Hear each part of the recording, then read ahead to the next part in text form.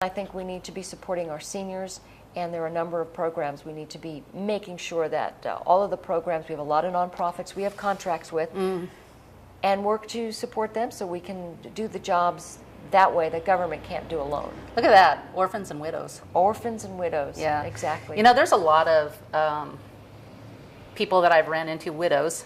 I know because you're a senior doesn't necessarily make you a widow or widower, but I've ran into a lot of widows, and they go to their church to try to get help, and the church might kind of do one thing for them, but it's not ongoing, and they're very insecure, very, who wants to go ask for help?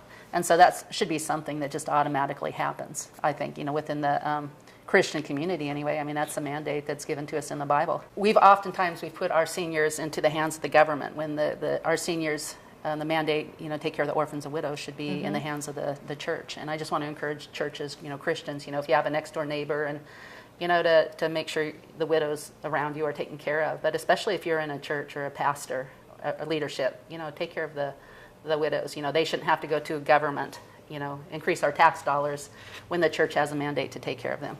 So, and just anybody in the church or not in the church, if you know someone in your neighborhood or someone who's alone, regardless whether it's a disability or someone who's just alone, and that's why we're seeing the problems we have in our society because of isolation.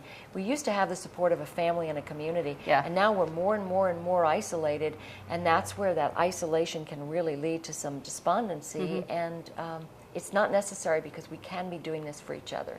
And what's your plan for the seniors? Well, we have Northwest Senior Disability Services, which is a number of different counties. It's an organization that helps with in-home care, helps with, in other words, people who are concerned about fraud.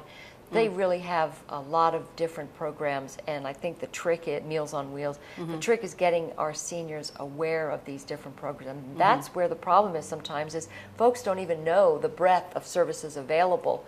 So that's a challenge. Okay. Well, we should probably talk about that sometime. Yes.